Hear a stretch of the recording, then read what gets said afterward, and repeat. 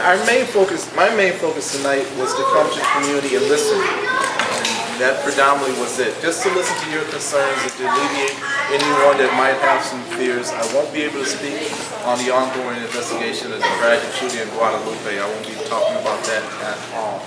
But I will be able to address some of your concerns or give you some facts if that's what you want about this particular area.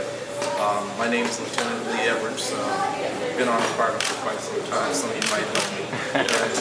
I am the second lieutenant that encompasses 35W to Hiawatha, Lake Street to 42nd. So that's my area. So that's why I'm here tonight. And so I'm open to listen to you, because that's the most important thing I can do at this moment, is to listen to your concerns and your questions and try to address some of those concerns. I won't be able to answer everything. And I'm going to try my best not to get to what we talk about, the speculation, because those things can come back and get you. So fire away, please. What happened? What happened? Concerning what? Okay, we know that a little girl was shot. Yes. Right? What do you know? What can you tell us? That's one thing I won't talk about. Oh. Because that's the ongoing investigation. But I encourage you, if you want to contact Sergeant Jane Moore if you have any information. Sergeant Jane Moore, she's in charge of the investigation. Right, and I have her number, which is 673-2374. Again, 673-2374. She is the point person, and she's the investigator on that case. It seems like there's more shots being fired, especially up around 38th in Chicago lately. Would you say that's true, that we're having some more uptick in gunshot fire? Possible shootings. Okay, who are you? My name's Terry. Hi Terry, I'm Lee. How do you do? Pleasure. And I live in Powderhorn, but I also have a little online news magazine. Oh, great. Okay. I would not say that there's an uptick in shootings or shots being fired in 38th and Chicago area. There was just one that was just happened before I came here in that area, but actually I think it's like 38th and Park. And there wasn't shots being fired at a young man. They thought he was shot, but that wasn't the case. But I wouldn't say that there's an uptick. Can I ask, because of all the tagging of graffiti, do we have a problem possibly with Latino gangs in this neighborhood? I would say we have a problem with tagging. That's for sure. You know, between Serrano 13s versus the Vapas locals, you might have seen some of that up and down Lake Street, up and down 38th. My garage. Unfortunately, your garage, and it's gotten so. If you go on YouTube Serrano 13s, and you'll see them bragging about it on YouTube. This is some other group in California that happens. In fact, there was an article a couple of years ago that said a lot of the taggers were suburban kids who came into the city to be tagged. That's still the case, or is that more localized? We still have some suburbans and we still have some localized. Some of the suburban ones, they believe they're artists. I say that very loosely.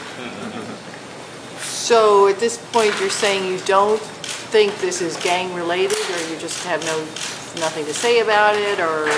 Nice try. What I'm saying is I can't talk about it. Well, what can you tell us that'll make us? Nothing on that investigation. Okay. It's an ongoing investigation. So, as a community member, I can tell you I'm very disturbed that there are little girls being shot, right? I mean, that's obvious, right? We all are. Absolutely. Right. So,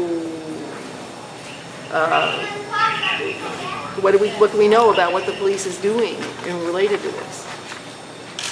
I mean, I understand you can't talk about an ongoing investigation. There's no one in custody now, is that right? Or you can't say that? Really? Wow. Are you saying, do you want, is there anything they're doing to make us feel safer? Right. She's good though. She's real good. Right. I I mean, isn't that public information if someone's arrested? I'm saying it's an ongoing investigation, and that's all I'm going to talk about. I have a question. Yes, What ma'am. can we as a block or do to maybe help this situation? I mean, this is an ongoing thing on our block. Yes, ma'am. On our block. I don't know why they picked our block, but they picked our block. And we need to do something. And I'm just, I don't know what to do. Okay. We don't know what to do. One of the things I suggest for everyone to do is first get to know your neighbors. Get to know the little boy down the street. When I was a kid, we had the candy lady on my block. And that was Mrs. Chilaga back in Detroit, Michigan. She knew everyone on the street, personally.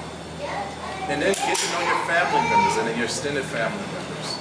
And then from that, branch out into using the 911 system if there's anything that you feel is a suspicious activity in your neighborhood. Someone that doesn't belong there that you see walking through alleys, looking through windows. Suspicious vehicles that you haven't seen on your block before. Okay?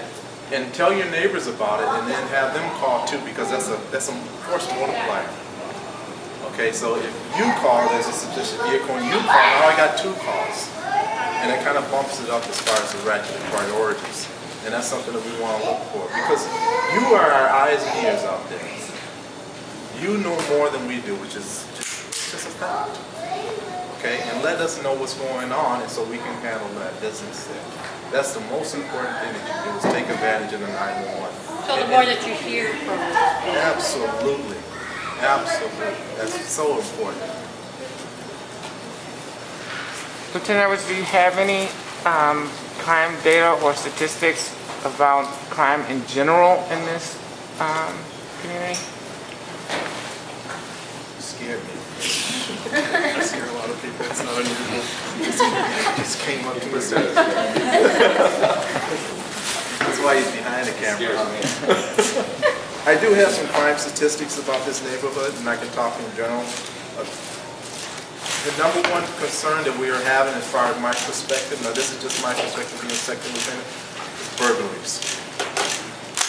We have more burglaries. This precinct has been, I think it's somewhere around 11% increase in burglaries.